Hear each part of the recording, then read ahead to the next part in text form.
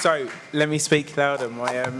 My son's got a really baritone voice. He's like, Daddy, you've got such a softly spoken voice, man.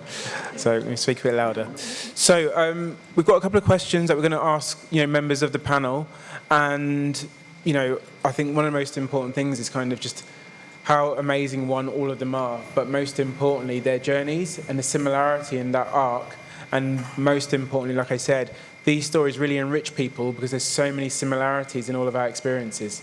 So, without further ado, I guess the first question to the panel, and there's no particular order, but please feel free to answer first amongst you, is how would you reflect on your journey in academia so far? Anyone to go first? Louise? Yeah, I don't know. That's great. I would say it's not straightforward. I didn't actually start out as an academic. I used to be a civil servant, which just really wasn't for me. But I think it's not been straightforward. It's been sort of like a windy road. But I would say it's been largely positive. And as I've said, there's been a lot of support along the way. And, I have been able to do things in the way that I would like to do it.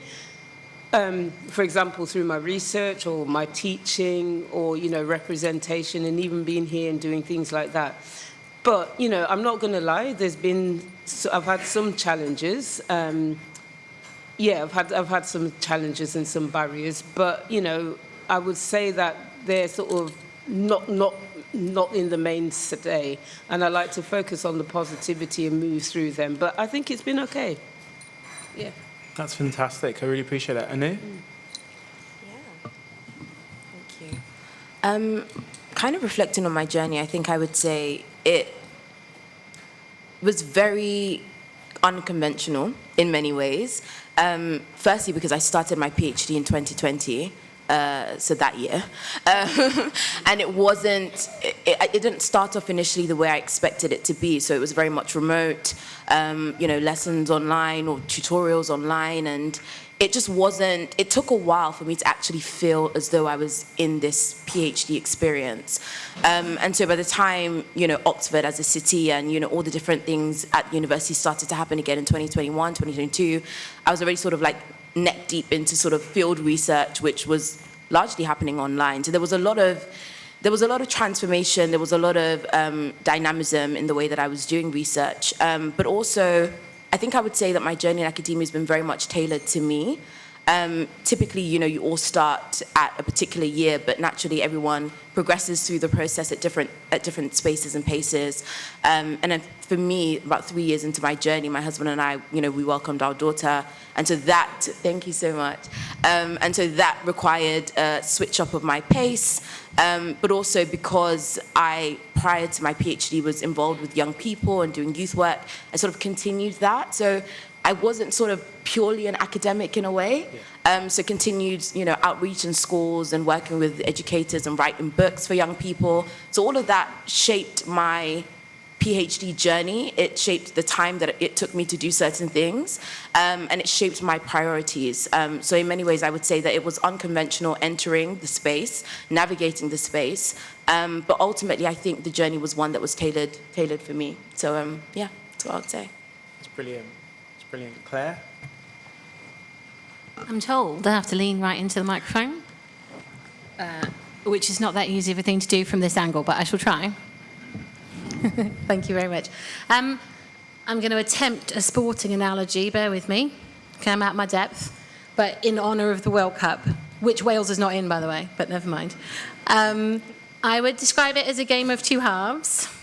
In as much as I intimated in my presentation earlier, I spent a big chunk of the beginning of my career, I think, shying away from authenticity and lived experience, siloing personal and professional in a way which was actually very harmful to me, I think, in my career progression, but also in terms of my own well-being.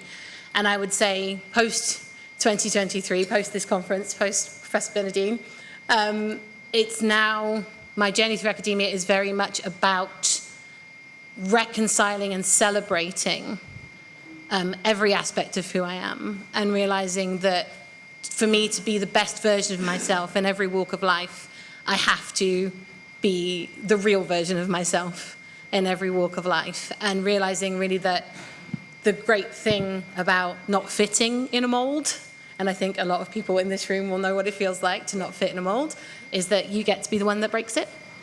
So I would say that's probably been, that kind of sums it up for me, is finding my way back to myself has been my journey. It's really powerful, really powerful. Chinedu? Yes, I can hear this. Yeah, so for me, my journey, similar to Anu, it was a bit of a baptism of fire, thank you. I started my academic career during 2020, so I was very much online.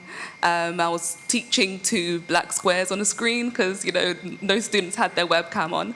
And even transitioning as well from being a lab-based academic researcher to education-focused academic, it's very different in terms of the methods and the language. So that was a big transition for me. But it was also a journey of grace and compassion towards myself as I adjusted and adapted to being in academia, the pace of it, the people, the environment. And one thing that I've kind of learned from the process and experience is being strategic about what I say yes to and what I say no to, ensure that what I'm committing to or doing aligns with my own goals, mission, development, as well as aligning with the business needs. And I think I'd really challenge everyone to be very selective with their yes. So yeah, that's all. Thank you. That's brilliant. Barbara? Okay, I would say my journey hasn't been a linear one. From the time I entered into academia, particularly to do my PhD, I was already seen as someone who shouldn't be in the room because I was a mature student. I'm not going to tell you how old I am, okay? I had 3 small children, and I had decided to do a PhD. Oh, my goodness. And also being self-funded as well, because I didn't believe that I would get the funding for the type of research that I was doing. And at that time, I qualified in 2015. But at the time when I was doing the research, it was about black professional middle-class parents and their aspirations for their children in the UK. So that was involving African and Caribbean families, and what, as parents, as professional parents in all sorts of sectors, thought about the education system, thought about life in Britain, and where their children could be placed. So they were being very strategic about their decisions that they were making for their children. So when I was doing that sort of research, my supervisors weren't even sure that there was even a black middle class. They were even questioning that. And at that time, Nicola Rollock was writing and doing wonderful research in this area with others, but I won't go into that. But my point is that I wasn't feeling as if I could, really do this research with supportive supervisors. So I've written about this in another book called The Black PhD Experience. And I would also say that my journey had ups and downs, but when I became a postdoc, which was an amazing experience after, as I said, lecturing from morning, noon, and night, that then gave me the freedom and creativity to actually do things to help students rather than just teach them all the time and not have time to really give back and talk about, well, why are you studying this subject? Where are you going to go with it? Where are you going to go with this subject? What sort of career can you create out of this subject that you're doing? Because it was social sciences, and there's so many different pathways that you can take. A lot of students studying social sciences came in there studying it because they didn't really know what they wanted to do. So I would sit down with them, particularly students who look like us, and say, look, you can't mess about, okay? Because I've gone through the hard way, the hard route of getting here, so you can't mess about. This is your only chance, right, to get it right. You don't want to have to go back and do it again. So I used to have really honest conversations with my students, and I became very accessible as a lecturer and as a researcher. And I'm always there for them, always. And they always keep calling me back on LinkedIn, asking for a reference and so on. But I'm always there for them because I know how tough it is out there for them. So academia is very volatile. And at the moment, it's even more volatile than ever before. But you need to be strong. We need to stick together and continue our journeys.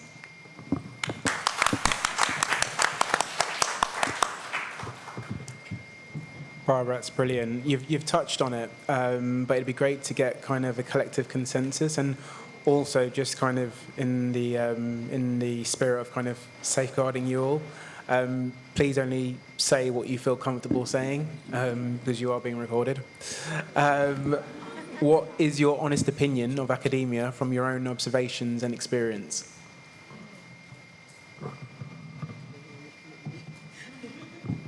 Are we going the same order? We don't have to. No. Okay. Yeah. Okay. It's funny. This always happens because, like, it's just like they always look at me to speak, but I don't know why that is. So, I think my honest opinion of academia, I'm just going to liken it to Nottingham Forest, which is the football team I support. Okay, I'm probably the only one that supports that team in this room, but.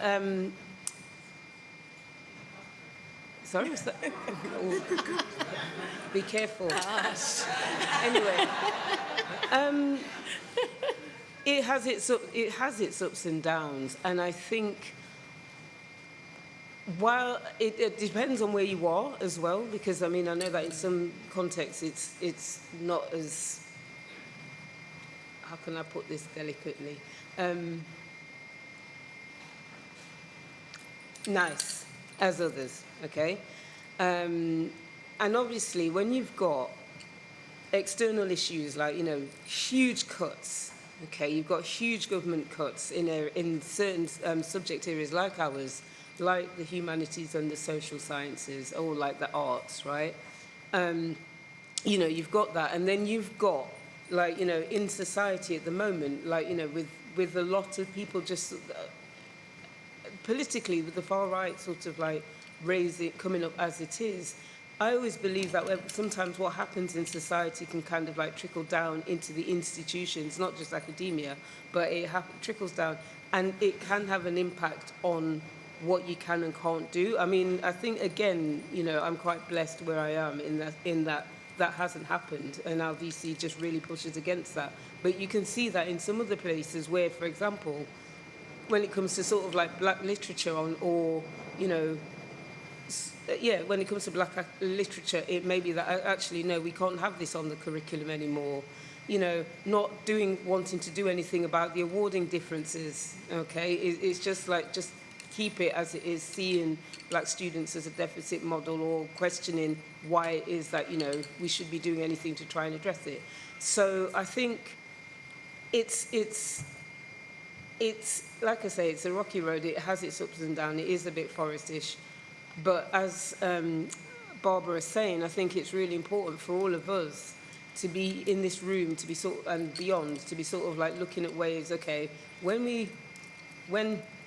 you know, that the political situation changes outside, which I believe it will, because our friend is having a really great time at the moment, isn't he? Just 5 million anyway. But, you know, it will change. It has to change. And I think we have to keep working as we're working, you know, advocating, but then also just kind of like working to bring the change as well, while where we can as well. So, yeah. That was a long-winded answer. We're going this way. Okay. I think for me, I would say one of the issues I've noticed is that there's almost this like false dichotomy between existing as a researcher within academic spaces and then taking the transferable skills that you have, or the passion or the cause that you want to push outside of academia. And I think sometimes those that dabble in the outside world are often made to feel less than, or as though they're potentially confused as to, you know, what it is the proper expected thing to do. And I find that to be ironic for many reasons. I mean, there is increasingly a disparity between, you know, PhD holders and postdoc positions available. And so if we want to be honest about that, then there should be an active encouragement of like, okay, if you have these research competencies, are there other ways you want to use these skills to develop yourselves outside of academia? I think academia needs to be a bit honest about that.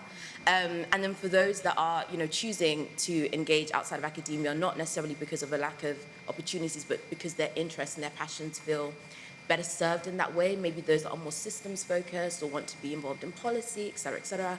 I feel like a lot more support can be given to those PhDs holders to really reflect on the competencies they have and how that's transferable, but also be honest about perhaps what academia doesn't prepare you for and where the gaps are in your skill set, and actually how to actively fill those gaps. Because it does feel like there are some people that come to the end of their PhDs and they feel like, oh, what next? And they sort of aren't able to properly account for the depth of critical analysis and project management and amazing skills that they have, but instead they feel like, well, I'm not sort of commercially viable or this, that, and the other, and they're not necessarily supported in sort of creating that sort of career pathway and sort of skill development pathway. And so that's something I feel like is almost like a blind spot that no one really wants to talk about. But I do feel like quite a few people, find themselves at the end of their PhDs and they're like, oh, I'm not too sure where I want to go next or sort of how to map that out. So I think that dichotomy is a bit false, but also there's space to sort of support PhD students in that. Really well said, and really, really well said. Really, really nice. Claire? My kingdom for a radio mic at this point, honestly. Hang on, I'll budge up.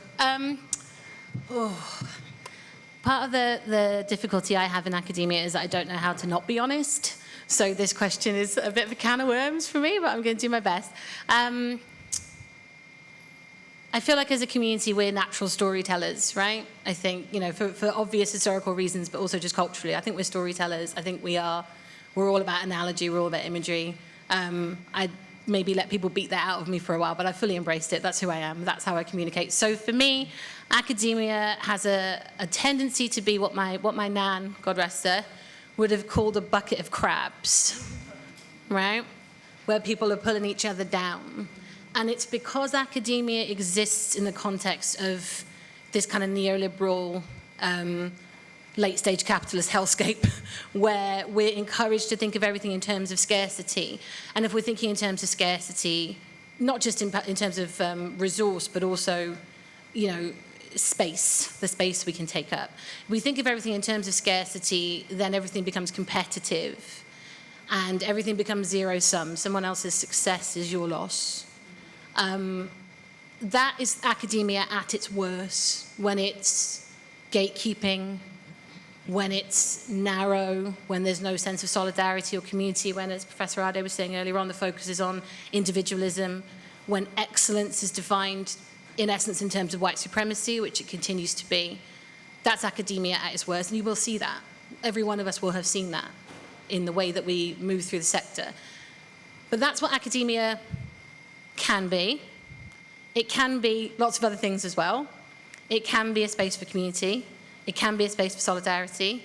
Shout out, by the way, to the incredible person who saw me sweltering on stage and gifted me with this fan. Thank you so much. A wonderful act of solidarity in and of itself. But it can be a space for authenticity. It can be a space for community. It can be a space for supporting each other. And for amplifying marginalised voices, which for me, I think is the most important thing that academia can do. That we've made it to whatever extent that we've made it. We heard talk of leaving the ladder down. Yes, we leave the ladder down. We also extend a hand down that ladder to help as many people up after us as we can on their own terms. Because everyone has something they can contribute. There's this gatekeeping thing, there's this notion and this hangover of what academia is. Wonderful spaces like this, they're beautiful, they're inspiring, but they carry a troubling history in terms of marginalisation and exclusion. And that, unfortunately, is just that's the seedy underbelly to academia. But everyone in this room is the antidote to that. So I would say academia is what we make of it. There will be structural barriers that make it more difficult for us to make those changes. But the louder we are, the kinder we are, and the more authentic we are, the better chance we have of making those changes.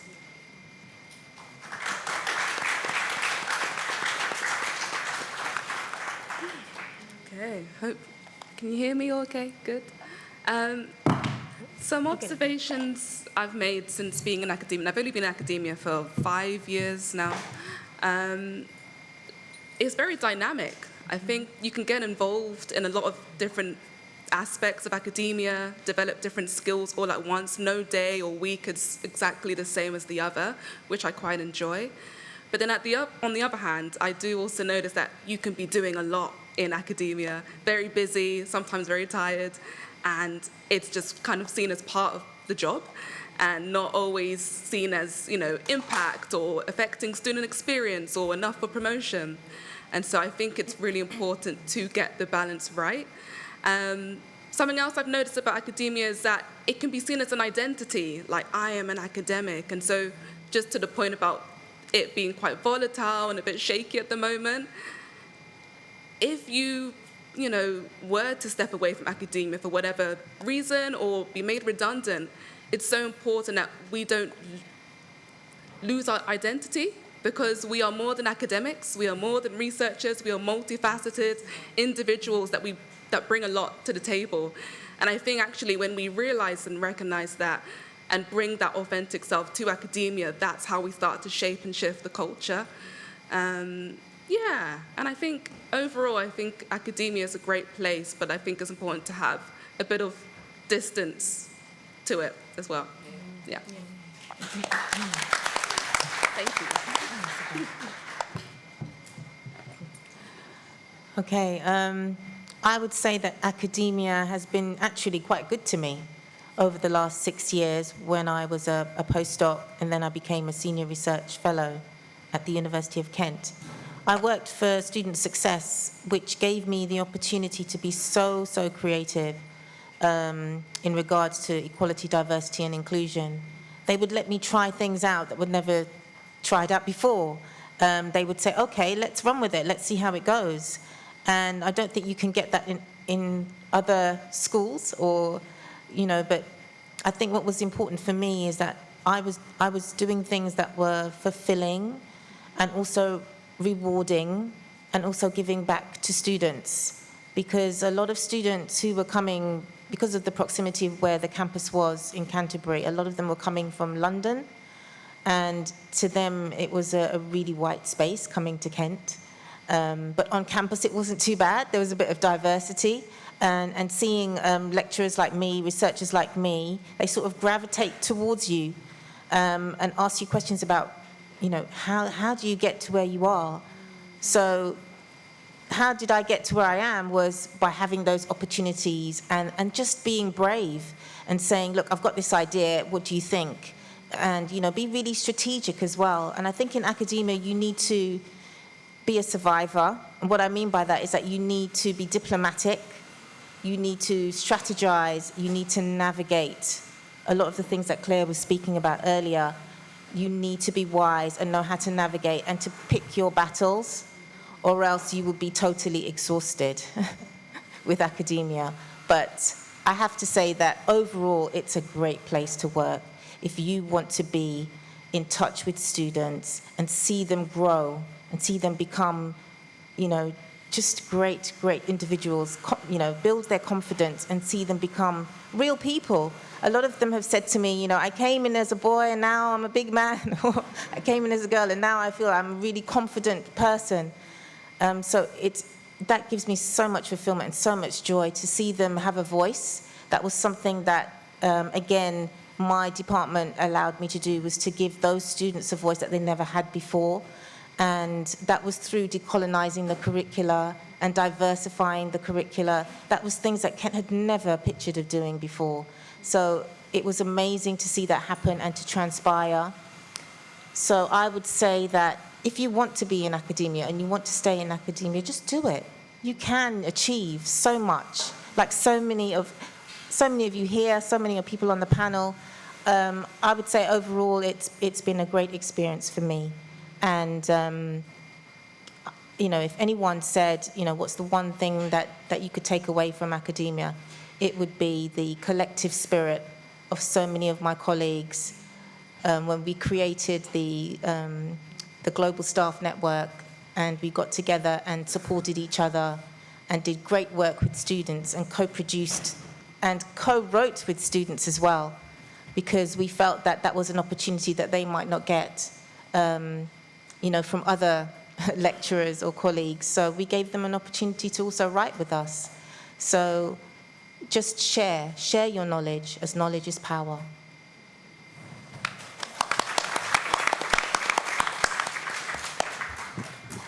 absolutely brilliant. Just how are we doing for time? Are we okay? Good? Oh, that's fantastic. I think we'll start with you, Barbara, and then work our way back out to Louise, if that's okay. Which academics or people have inspired you throughout your journey? Wow. Don't get offended for anybody here who I don't name who might be famous. Bell Hooks, Patricia Collins, Audre Lorde, Jason Arday, Dr. Singh, who's in the audience today. So many. And also going back in time, because you know when we talk about old, dead, white philosophers, well, old black philosophers or sociologists like Dr. Eric Williams, absolutely wonderful scholar. Frantz Fanon, yeah, I really fell in love with his work. Who wrote Toussaint Louverture, the Haitian Revolution? I don't know. Who's that? Thank you. C.L.R. James, another wonderful, wonderful scholar. Have you noticed that a lot of them are from the Caribbean? Am I being biased here? No, not at all. But, you know, it's good to recognize them, even though they really have an influence in social sciences still. But, yeah, I could go on, but, you know, I'll give other members of the panel an opportunity as well to share. But, yeah, they have really inspired me to write the way I write, to be critical with critical race theory, for example. Not to be critical of critical race theory, no, but to use critical race theory in a lot of my work. And, yeah, I just really admire those who can really speak from the heart, especially Bell Hooks. You know, she really talks about caring for students and caring and understanding whilst you're teaching, so that teaching is just not something that you do routinely, but it's something that fulfills others and fulfills yourself. Yeah, so that's really my list for today.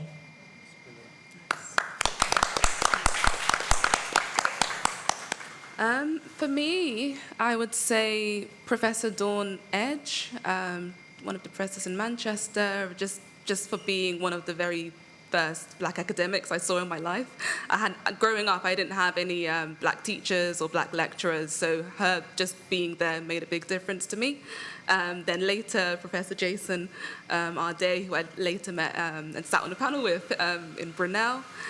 I'd also say Professor Bernardine as well, as a mentor, as an inspiration to me personally in my journey.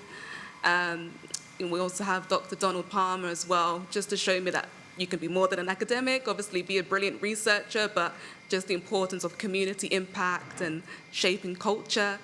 Professor David Tree, an ally and just a great educator, and who just encourages people to be the best they can be for the students, for themselves, and not to stagnate in your career and do the bare minimum, but try to come with a spirit of excellence.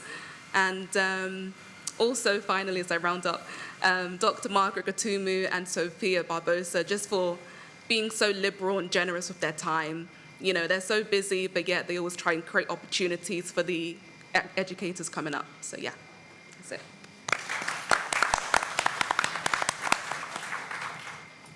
In the spirit of honesty and authenticity, I'm perimenopausal, you guys, so the brain fog is real, okay? If I try and make a list, what's going to happen is I'm going to forget someone, and I'm never going to forgive myself for the fact that I forgot them. So instead of naming names, what I'm going to do is I'm going to talk about the spirit of the people who have meant the most to me so far in my career, and the people that I respect the most, because I think everyone who would be on that list has these characteristics. It's something that Professor Arday spoke about earlier on. He embodies this, so does Professor Bernardine. It's that sense that academia is built around these constructs, right? So you think about the canon. That's the word that we use to describe the knowledge you're supposed to have in any given discipline. It's called the canon, right? A canon is a weapon. And so I always found that a really strange turn of phrase. It's a weapon, and it's weaponized against people to tell them what counts as real knowledge and what doesn't. So the people that I respect and admire the most in academia are the people who don't accept those limitations, who think in different ways, who embrace different types of thinking and different perspectives, who elevate and amplify those different perspectives, and who do it with kindness, who understand that academia shouldn't be a place where you feel like you have to harm yourself to prove yourself. It shouldn't be a place where people feel like they're in constant competition with one another or their perspective isn't valued. So I would just like to say, sort of on behalf of everyone here, that the people I respect the most and the people I'm the most grateful for are the people who, however successful they've become in their own right, have never lost sight of the work they can do to support and uplift others. And that's what this conference is all about. It's certainly what Professor Bernardine is all about. So you're my list. I'll name you. So I think that's, that's how I would put it. I think I could give you a list, but it wouldn't be long enough. It wouldn't do justice. It's change makers, it's carers, it's people who give of themselves in support of others, not because someone else is watching or they think they'll get something out of it, but because they're genuinely motivated to make the world a better place. So, yeah. That.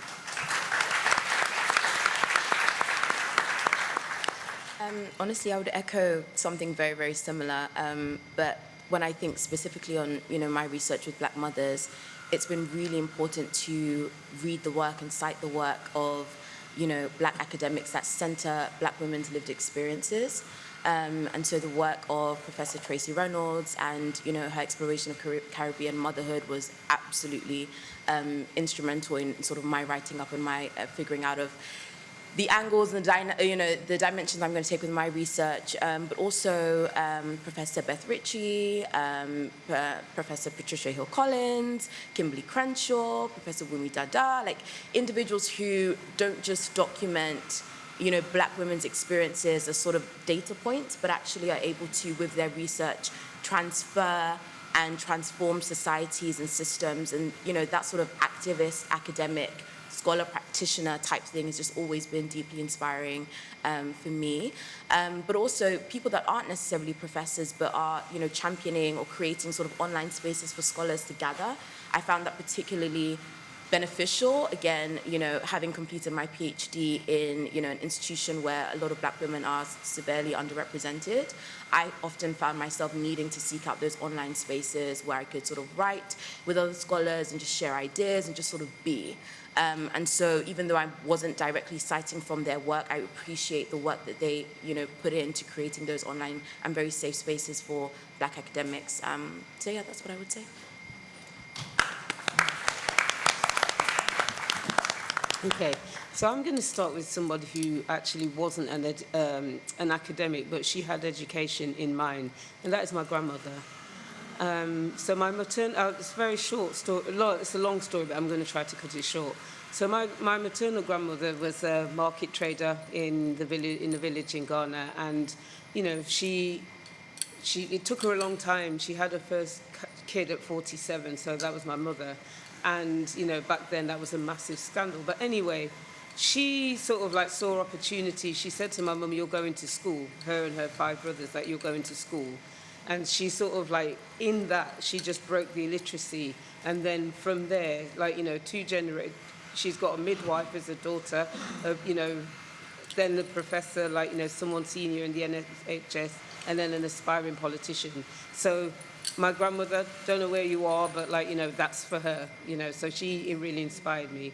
And then, speaking of bell hooks, I mean, her work around teaching to transgress, that's the approach that I take when I'm teaching, because, I try to sort of be led by what the students are saying.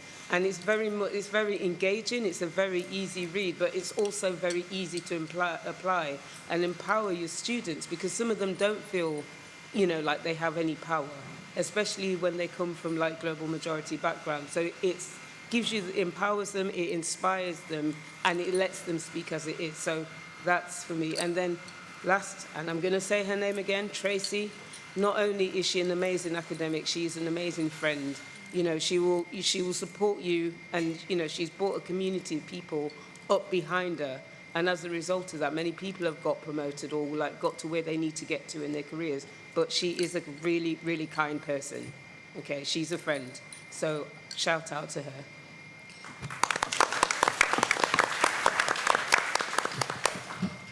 Okay,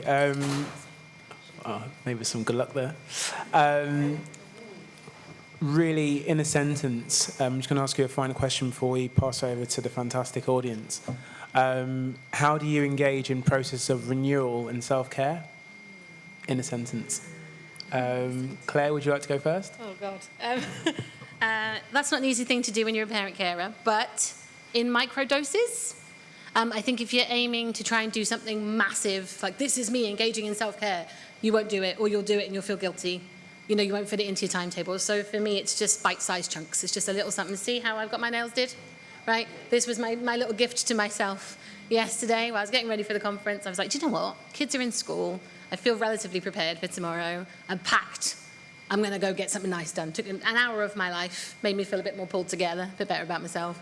Just small things, just small sustainable things that make you, and don't feel bad about it afterwards. Don't feel guilty about putting yourself first. That wasn't one sentence, I'm sorry.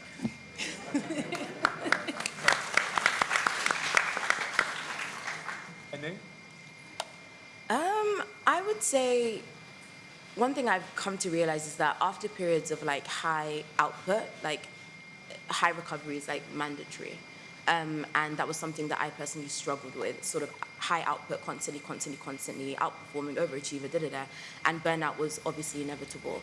I think in more recent times, I've actually just started engaging my more creative side, and sort of I'm reading stories, I'm engaging in sort of like story writing workshops. I'm just kind of sort of separating in a way myself from that sort of academic, very rigorous environment as a way to sort of heal and renew and just develop a sense of clarity. And I think one thing that I'm taking going forward as well in sort of this post-PhD existence is not deferring this sense of enjoyment or fulfillment to the achievement of a milestone. That's something I would often do. It's like, okay, once I've written, this many words on this chapter, or I submitted that, then I'm going to go and do this, that, and the other.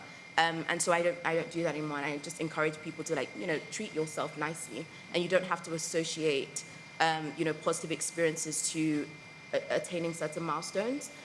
So that's been a huge thing for me, like decentering performance before I'm able to just breathe and enjoy myself and have a hot chocolate and just do nice things for myself without feeling like I've earned it. So I think that's been a key reframing for me. Louise? All right. Simply put, I've gone back to my bad habit. Well, not bad habit, but Nollywood on Saturdays. So I don't work on the weekends. I've made it since 2021. I've just stopped working on the weekend. I will stay in bed late. I will watch Nollywood, all 15 parts of the one film, and then go to the gym, go for a walk, and then do the same thing on Sunday, and then we start again on Monday. And also, if I have a lot, I have a very big role. Break things into bite-sized chunks, because my philosophy is that you cannot eat a big milky dairy milk in one go. You have to break it down into chunks. And if I don't finish what I need to finish in that one day, I'm not going to beat myself up about it. Tuesday's coming, Wednesday's coming. As long as you finish it, you will finish it. So that's my self-care. Barbara? Oh, didn't expect you to say my name. I must admit I'm not very good at this.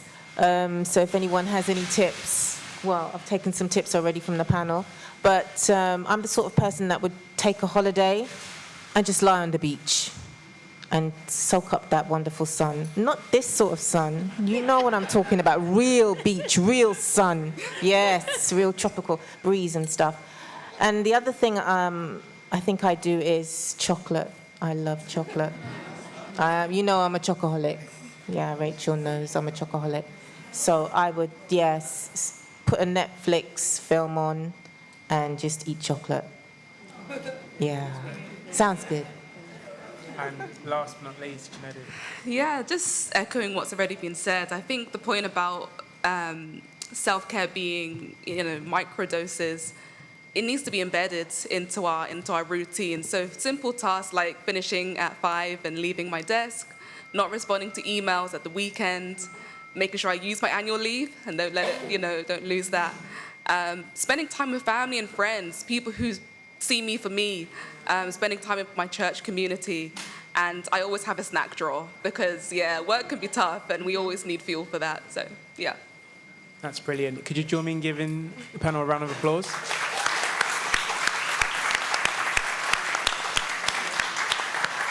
now we're going to take it to the people. So, do we have any questions for the wonderful panel? Panelists, should I say? Yes. Thank you. My name is Richmond, and you've really inspired me. Thank you so much. My question is simple. I want to understand, in your experiences, how your relationships, your spouses, your homes, help to achieve the success that you have, and how did you balance the two, being successful in both? How your spouses have helped you, supported you. Always a fun one on a panel with just women. No offense, Jason. Because I think the challenge of doing that is much more acute for women. It's difficult for men as well, but it's much more acute for women. The gender division of labour is a beast. It's still very real. If you've had the privilege of starting a family, then that then gets exacerbated yet further. If the complexion of that family is a little bit complex in terms of their needs, that's another layer. So certainly in the research that informed the book and the research that's informed the charity that I've started, one of the things that comes up the most often is this sort of invisible, unseen labour that women are constantly subjected to. And so I've had to be very intentional. I'm very lucky because I'm married to someone who is a genuinely wonderful human being and a great dad and a great husband. He doesn't always see what needs to be done. He doesn't always understand that me pointing out what needs to be done is a form of emotional labour in itself. No offence, love, if you ever end up watching this, you know I love you. But it's work. There's so much work. So it's about, I think, being intentional, finding a space that you can physically disappear to. I work from home a lot of the time, and blurring that boundary can be difficult. And just, I think maintaining those boundaries around this is who I am. This is what I'm doing right now. This is my priority right now. And this will be my priority next. And trying not to let those two things bleed into each other too much. I go by my maiden name professionally. I go by my married name in the rest of my life. And that is a little trick that I play on myself to remind myself that once work is over, now I'm Claire Turner again. You know, now I'm mum, now I'm whatever else I need to be. But when I step back into being Claire Malcolm, it's the same person. You know, my identity doesn't change in any fundamental way, but my timing and my prioritizing does. But everyone's relationship is different, everyone's life is different, but for me it's just really about using my words and making clear where those boundaries are and how I need them to be respected.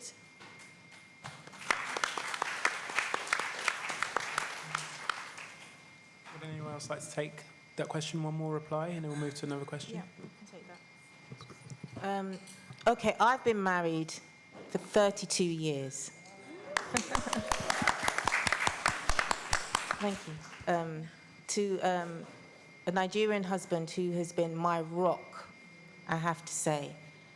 And with him and with prayer, putting everything in prayer, that has been my support through my PhD whilst, raising 3 children. He was absolutely supportive, not just financially, but emotionally. And now he says things like, I just want you to be happy. What do you want in life? I just want you to be happy. That's the stage we are now in life, right? Where our kids have grown up, and so now we have to think about the next milestone in our lives. But during my PhD, during teaching, he was absolutely 100% supportive of every decision I made. And I thank God and I thank him for that.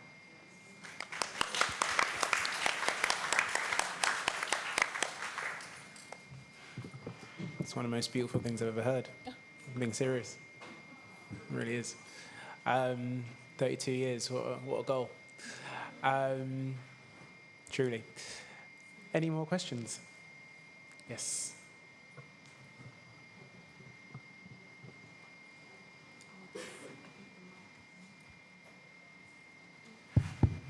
Okay. Good afternoon, everyone. Thank you so much, panelists. It's been absolutely brilliant. Mandy Prevo-Finney here, Southampton University.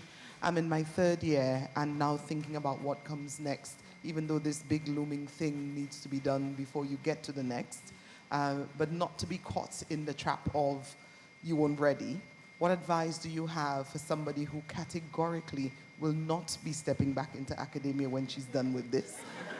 but is looking forward to being part of her community in a fuller sense of the word. So what advice do you have for somebody like me? Thank you. That's brilliant. Great question.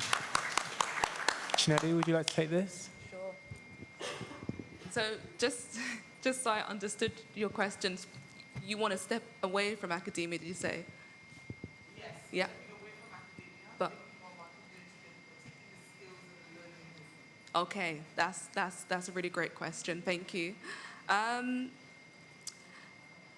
I definitely think having some sort of skills portfolio, really just mapping out what are your skills, what are your passions, your interests, and then mapping them to different sectors that you can apply them to, whether that's policy, industry, or potentially academia, but outside of your research settings, because there are so many roles you can do in a university.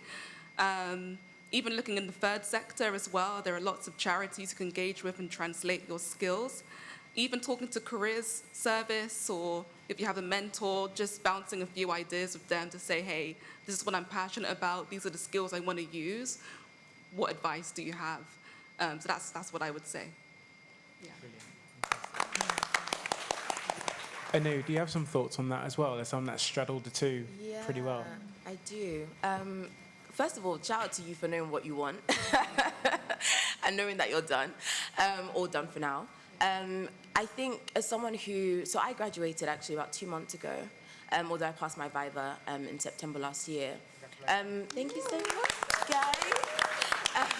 But I think for me, again, I wasn't the traditional PhD student, and so in a way navigating out of the PhD was not easy, but there were existing projects, there were books, there were communities, there were relationships outside of academia that I had actively formed. And so to echo really what Chinedu has said in terms of like understanding, what your skill sets are, what your competencies are, and where you want to go with that. But I'm also recognizing that because you're like focused on finishing and it's going to take a lot of energy to finish, you might not necessarily be in the best place, well, I wasn't, to see everything or to see all the opportunities or see what's possible. So in a way, if you can, and I know that, that might be a thing of like, finances and privilege and stuff like that, but give yourself a couple months sort of after submission to really just like take yourself on a holiday, check out of everything and start to do that deep work and that inner work of like, what do I actually want to do? It feels like that's something you need to have done while writing up, but I feel like it's incompatible. I mean, the fight to finish is just all-consuming. And so I'm finding that it's in the months after, submitting or defending that you have the space to think. On another practical note, I would say sort of start sharing your expertise on LinkedIn, actually, because I think, PhD students and people that work in research are just by default, thought leaders. But I think there is a need to sort of figure out how to convert or to translate your research knowledge in more accessible language. And I'm finding that LinkedIn is a way to do that.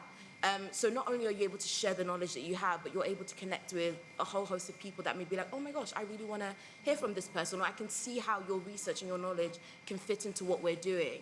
And so that could be a potential way for you to create your own opportunities as well, while you're sort of just debriefing and decongesting from the whole, finishing the PhD. So those are my thoughts. Brilliant. Yes, Liz. Yeah. You know what? I mean, I agree with what Chinedu say, Dr. Chinedu saying that give yourself a break.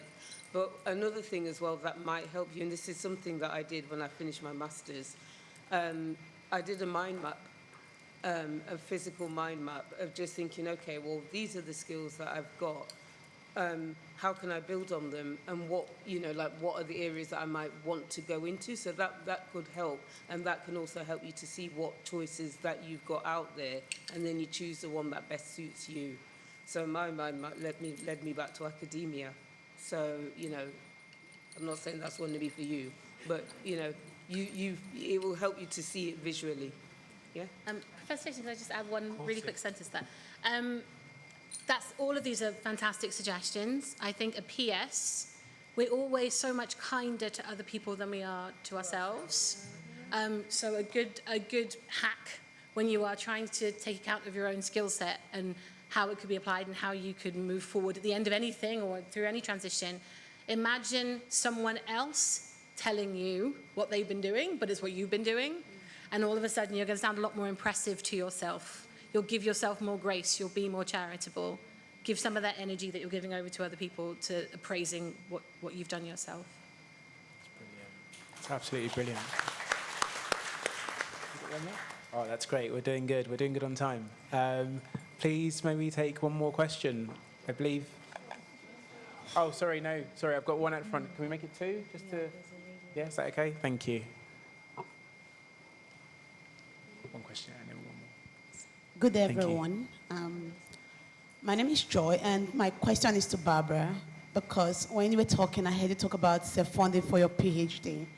And I'm actually in that place where I'm trying to self-fund for a PhD. And I just want to know how you navigated like the tuition, the research, and the funding, because one of the major issues I've had with the school I'm applying to right now is asking me how I'm going to fund my research. And for that reason, they've been holding back my offer because they want me to prove how I can fund my research. So how did you manage all of that? Well, that's a big question. How did I fund? Well, I saved. Also, my husband that I spoke about before, we were able to, kind of put the money together and be able to apply. But then, I'll be honest, I've been quite honest today, haven't I? But I'll be honest again, there was a point where I did hit rock bottom financially, and I had to seek funding from the university, like an emergency fund. But I felt that I wanted to do that for myself, to just have income for myself, because you've got to live, right? And not just put all the burden on my husband. So it's really having to find ways of sacrificing other things. Do you really need that this year? And putting that money towards it. Because the thing is, if you really want to do this PhD, you will find the money. You will. And also ask family, because family are so proud of you. Even thinking about doing a PhD, they get excited. So I'm sure if you ask, they may be able to also help you or give you other advice financially. I don't know if anyone else knows other ways. That's fantastic. I'm just going to take one more question. And Louise, I think you can come in on this one. Hello? Okay. Thank you so much for the opportunity. You guys are so brilliant. And I would just say that I've had this question in my mind for so long. So I have this dilemma. Basically, I have completed my PhD in dementia care. And I'm currently working at King's as a doctoral student development officer within King's Doctoral College. And the thing is that I don't want to leave academia, but at the same time, I'm suddenly, because while doing my PhD, I saw that there wasn't a lot of representation, even amongst PhD students and academics. And since then, I've been so passionate about widening participation. But the thing is that when I step into those environments, when it's about my research, recently I was at a conference at Oxford, and I was presenting about my research on dementia care. And when people asked me what I do, and I started to talk about what I do, it felt like I was confused, like there's that disconnect. Well, not to the people, but to me. So it's like I want to be in academia, but at the same time, I want to be able to do community work regarding social justice and widening participation and increasing access. But I'm really struggling with that sense of belonging, because it feels like one leg is there and the other is there, and I'm not fully in one place or the other. So I feel like you guys are best placed to, any words of encouragement or any advice you can give would be very much appreciated. Thank you. Thank you. I was in that same boat, by the way, because I lead on student success in my faculty, but also my research is autobiography, right? And the thing is, you might think, okay, well, these things can't go together, because student success, you're looking at addressing awarding differences, you're looking at the continuation, widening participation. But one of the things that I did was that I kind of sat down and I was just thinking, okay, well, how can I align this? And again, that mind mapping so works that you're seeing it. You're seeing, okay, well, what's the crossover here? it might not be so much in terms of the subject area, it might be in terms of the skills that are that carry across the two, okay? But you might find that, for example, if you're doing something around widening participation, and one of the things, for example, you're addressing, you want to get more students into research or involved, can you use your research to show the students that, look, you know, you're from this background, this is what you can do, but you use your research to be able to show them that. Do you know what I mean? To showcase it and get them involved in doing it as well. So that was one of the things that I did as well, you know, and then it just, I'm not going to say killed birds with stones, it fed 3 birds with 1 stone, because it improved awarding differences, it improved continuation, but they were doing the research with me. So look at where the disparities, the connections are. Look at how you can use your research to bring the students along. But it takes time, but we can talk. Yeah? Thank you so much. Yes, I'm just going to borrow 1 more minute with Chinedu just to finish. Is that okay? Thank you. Sorry, just times to what Professor Louise said, and also just to also connect with your university's widening participation teams. They are affiliated with so many schools with widening participation students. So connecting your research with community outreach, it is possible. And if you partner with those teams, they can bring the students, and then you bring the research, the science, the opportunities to them. And universities love that. So there's definitely space to do that. Yeah. Thank you so much. Thank you. Yes, go on. It just sounds like you're awesome at 2 things. Yes. That's the other thing to bear in mind. There's no contradiction there. Yeah. You're just really, really good at 2 really important things. Thank you And so there much. are ways to bring those 2 things together. So, for example, widening participation, you have lots of students who probably have a caring role, for example. So there's no contradiction between the incredible work you're doing in terms of dementia care and then also creating inclusive spaces in teaching terms. But don't apologise for the fact that you're killing the game across the board. That's a good Thank thing. you so much. That's very kind. Thank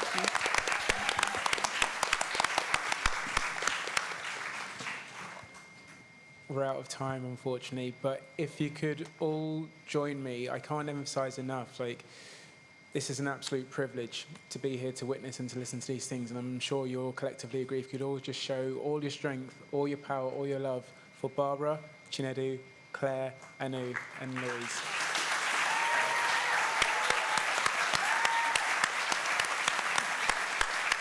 So I know there was a question about funding PhDs. I just wanted to sort of comment and say that actually there are scholarships available for people from Black, Asian and ethnic minority backgrounds.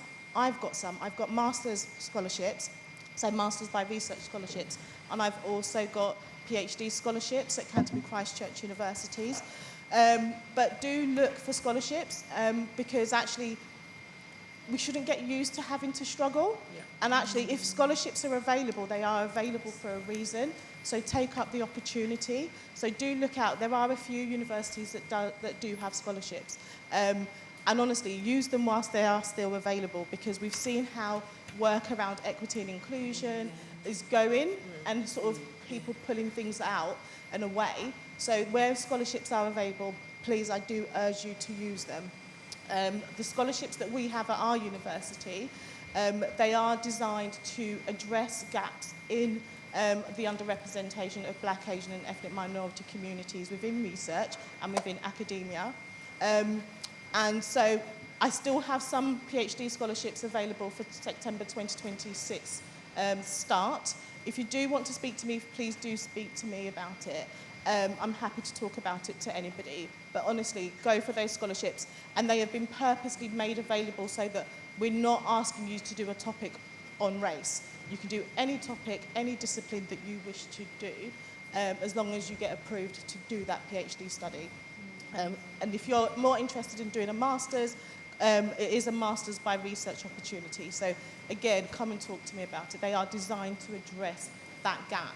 So don't miss it. Just take up the opportunity. I know other universities do offer similar opportunities as well. Thank you. Thank you so much. Amazing, amazing, amazing. So we've had an incredible morning / afternoon. Professor Stephanie Hatch started off with her amazing motivational address, which was incredible, set the tone for the entire day. And then our amazing founder, Professor Bernardine, and then Professor Arday speaking to our souls. Like, come on. And then our incredible panel, like all of you doing amazing things, doing great things, and I just know this is just the start for you. There's greater things ahead.